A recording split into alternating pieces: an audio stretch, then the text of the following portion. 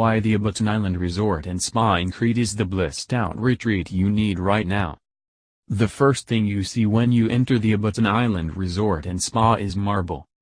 Loads of marble, from the floor to the massive reception desk, pristine, white, and shining. The furniture matches. Everything is the color of chalk.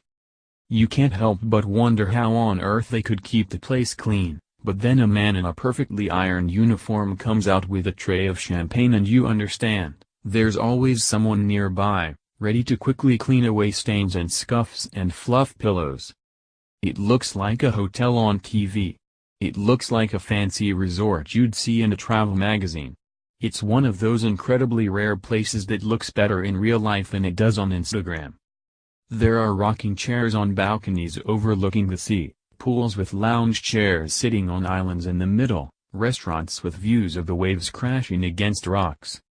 It's dreamy, and that picture-perfect vibe continues from the reception desk, around the winding pathways, to your room.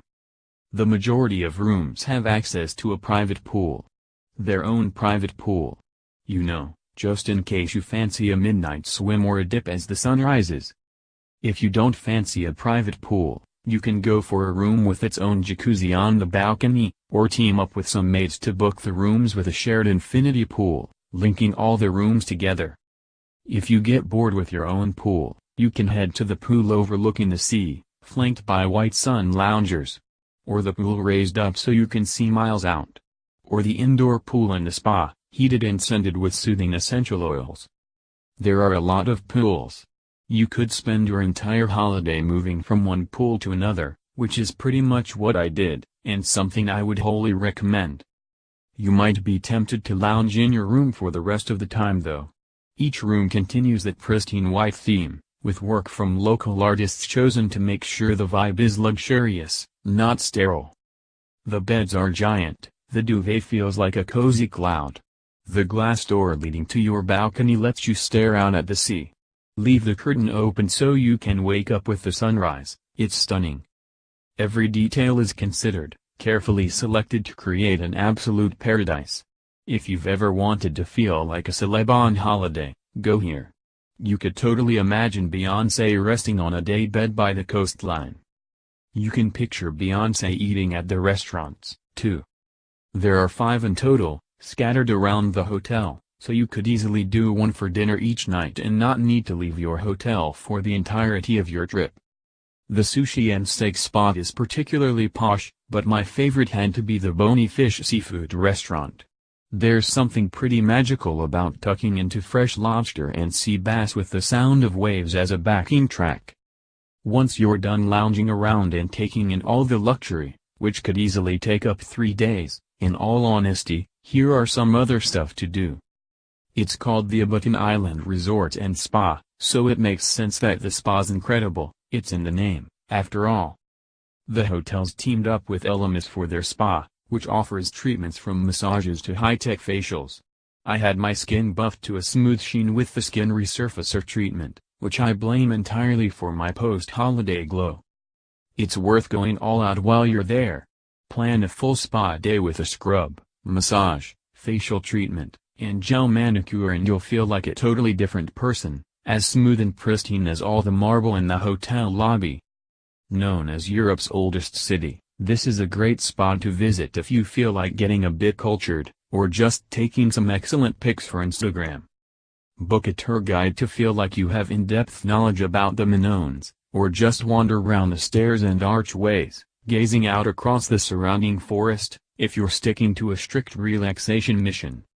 If you are a fan of the pottery at Knossos, make sure to make a trip to the Archaeological Museum. It's filled with a truly astounding collection of pottery from the Minoan period, ranging from gold-painted jewelry to giant vases used to store honey and oil. It's worth a quick wander around to take it all in, especially if you're at all interested in art, history, or mugs. Seriously, look at the mugs in there. I wish they sold replicas. There are plenty of packages available, safari-focused ones, tours with stops for coffee, and on, and on. It's worth booking a tour so you get away from the beach for a bit and see a different side of Crete, all lush greenery and peaks with panoramic views. Go early, before the sun's too hot, and make sure your tour takes you through the White Mountains. Crete's got a laid-back feel to it. Time passes at a leisurely pace, and it's considered strange to rush around like you would in London. Part of that vibe is regular stops at local cafes to drink a freddo cappuccino, sit back, relax, and do some people watching. Order some bugritza, custard pie with flaky pastry. It's delightful. Meals in Crete are full on. Pasta was regularly served as a starter, and the mains would come out just as I was so full I wasn't sure I could handle any more. Prepare to indulge, because this is not a place where you want to be on a diet, everything is just so delicious. Looking for winter sun? Head to Stellenbosch for good food, great wines and culture. A mystery adventure trip to Indonesia is the perfect holiday for thrill seekers. The best gin distillery tours in the UK, the perfect Christmas present for the gin hound. If you in number 039, in need of a proper weekend break, head to Retford, yes, seriously. Sample fresh fish, eat every type of pie and pastry you're offered, spanakopita, calzone, baklava, and prepare for feta that takes light, simple dishes to dear Lord, this is good territory. I ate all my meals at the hotel, because the restaurants were that good, gorging on feta-topped tomatoes and custard pie for breakfast, fresh sea bass for lunch, and pasta, and more pasta for dinner. It was glorious, and I am now very keen to make pasta as a starter thing in the UK. Eat everything you can see, fill your tummy, and then lounge on daybeds by the pool. Just try to feel stressed after that. You can't. It's impossible. You can fly from Gatwick to Crete through EasyJet, with the lowest fare we could find at £108.94.